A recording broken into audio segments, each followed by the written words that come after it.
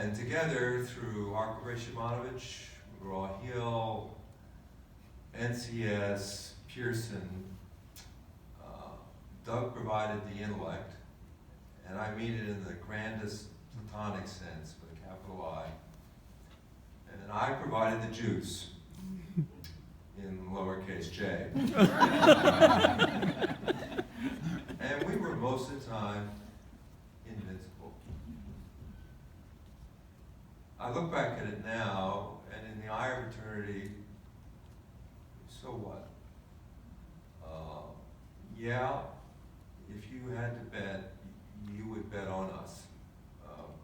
And if you were in the competition, as one competitor once said to me after losing to Doug and me over some issue,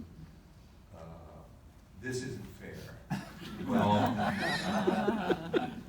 but also what wasn't fair about it is what the toll it took on our families and our spouses as Doug and I crisscrossed the country and the world, engaged in what we thought often was something really important.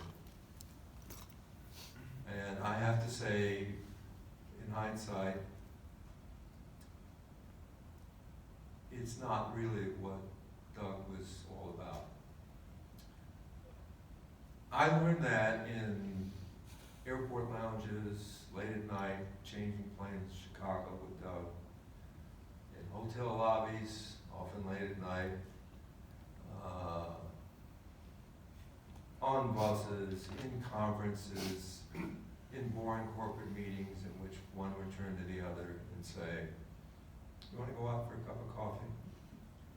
And it was in those moments that Doug's searching intelligence struck me. He would ask not only the answers to questions which we were dealing with at that time, are we going to win Ohio or something? But what is the nature of teaching? And what is the nature of learning? What is the nature of things itself? Through Doug, I would get a peek at pure knowledge, pure thought, pure ideas, maybe even a bit of eternity.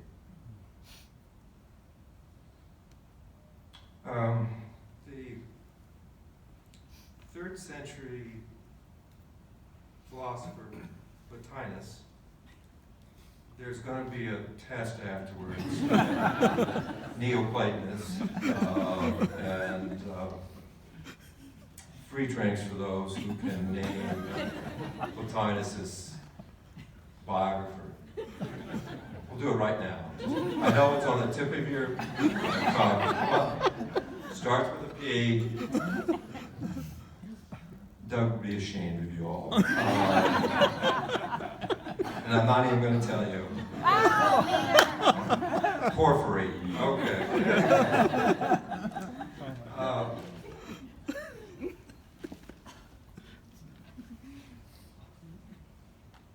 Anyway, Plotinus believed that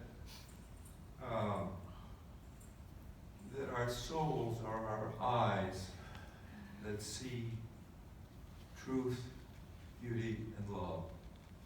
And it's through our souls that we see more than we can appreciate in our ordinary lives. And as I said, through Doug, and I've begun to realize through his soul, I got a peek at bigger things.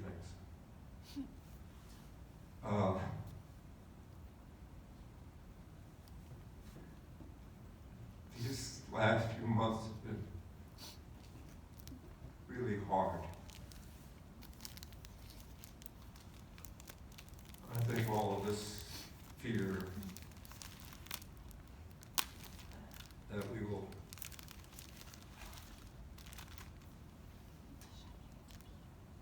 never see as far, never find such wonders in the life of ideas,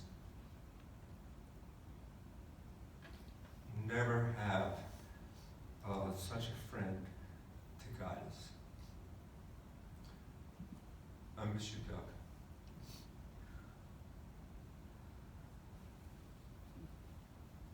But let's laugh too.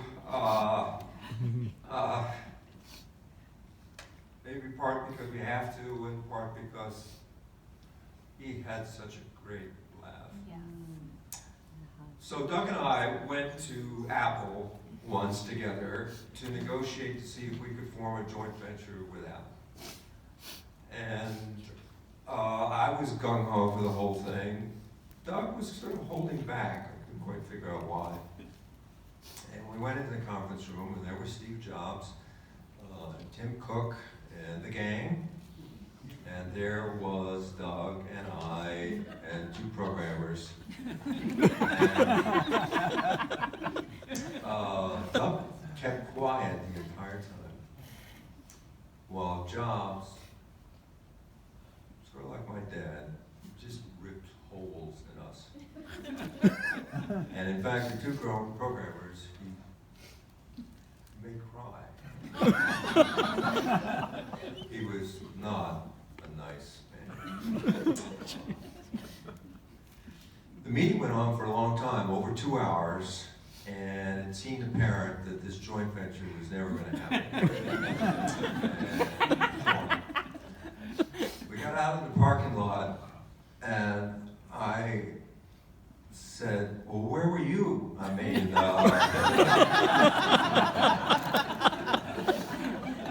I'm not going to fence for Steve Jobs, but you can. And Doug said, well, don't you get it? We actually won. I said, don't be ridiculous. Create a joint venture, one thing, another, and so on. He said, oh, you don't understand. He had us in that room for 2 hours to try to figure out whether or not he wanted to go into the school business. And if he was going to go into the school business, he's going to crush us like a bug. Okay. So how did we win? And he said, well, you know, remember that tedious presentation you made on the whole state adoption system and how you had to create 20 versions of this and that and one and another and so on? He said, Jobs is not in the business of making 50 different versions of an iPad. Once he realized the messiness and the low margin of the school business, you could see he decided not to do it. And he summed it up, he said, you know, Peter, standing in the parking lot, it really was a triumph of mediocrity over genius.